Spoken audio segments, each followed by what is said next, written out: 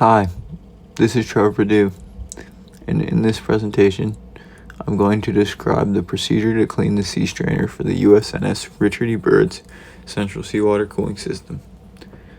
The procedure covers how to recognize when a sea strainer is fouled and is in need of maintenance, how the sea strainer can be isolated and depressurized, and how it can be placed back in operation when maintenance is complete. The operator knows that the sea strainer is fouled and must be secured and cleaned of debris when the differential pressure gauge that measures the change in pressure across the strainer reads greater than 5 dpsi. If the gauge is not functioning properly, another indication that the strainer is fouled could be when the seawater supply header pressure is low. Before opening the sea strainer lid on the strainer housing, the strainer must be isolated. In order to isolate the strainer, the standby strainer must be brought into operating status. First, the motorized suction valve and manual strainer outlet valve must be opened at the standby strainer so that there's a source of cooling water for the machinery in the space. Next, the motorized suction valve and manual outlet valve at the fouled strainer will need to be closed. The closing and opening of motorized valves requires that there's a person in the space to request and acknowledge when a motorized valve is closed or open, as an operator will be driving these valves from the remote location, which is the engineer's operating station. When the suction and discharge valve at the fouled strainer are closed, the operator should ensure that the strainer is depressurized by venting the strainer from the vent valve and the vent line at the top of the housing. The vent should discharge air from the shell. If water is discharged from the vent line, this can be an indication that the valve is leaking by. When the strainer is vented, the vent line can be removed from the top of the housing.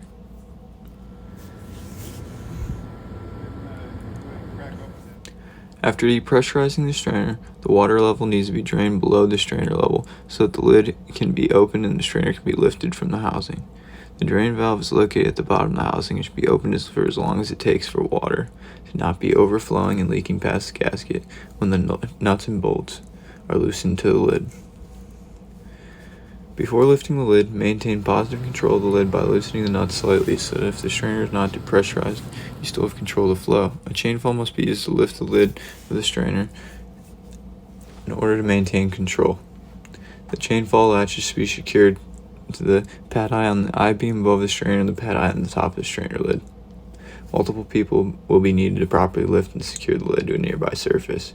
It should be properly secured when open so that maintenance can be done safely. The latch that is attached to the lid will need to be relocated to the pad eye at the top of the strainer to lift the strainer from the housing. One person will be needed to hoist the chain fall and another to maneuver the strainer so that it's positioned properly for cleaning. Before hosing down the strainer, the cleaner should be aware of the surroundings so that electrical equipment, for instance, is not getting wet. The cleaner should also be wearing proper PPE for the job, including a face shield for any debris that is dispersed into the atmosphere.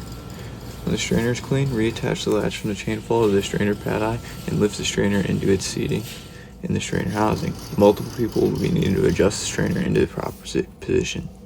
2 to maneuver the strainer, 1 to operate the chain fall with caution as not to damage the sealing surface. When replacing the gasket, ensure that it's lubricated with silicone to ensure proper sealing barrier between the lid and the housing. Before dropping the lid, ensure that there are not any obstructions to the lid's falling path, just in case the hoisting system fails. Secure the latch to the chain fall properly to the pad eye at the top of the lid and let fall with guidance. When the lid is shut to the housing, replace the bolts and nuts and tighten in a star pattern so that the lid is secured at all points at even pressure. Replace the vent pipe. When the sea strainer has been cleaned and secured and is ready to be placed back in operation, communicate with the watch engineer so that the motorized suction valve is open. Manually open the strainer discharge valve. Then move to the standby strainer and request and acknowledge that those valves are closed. That will conclude the procedure for securing, cleaning, and placing a sea strainer back in operating condition.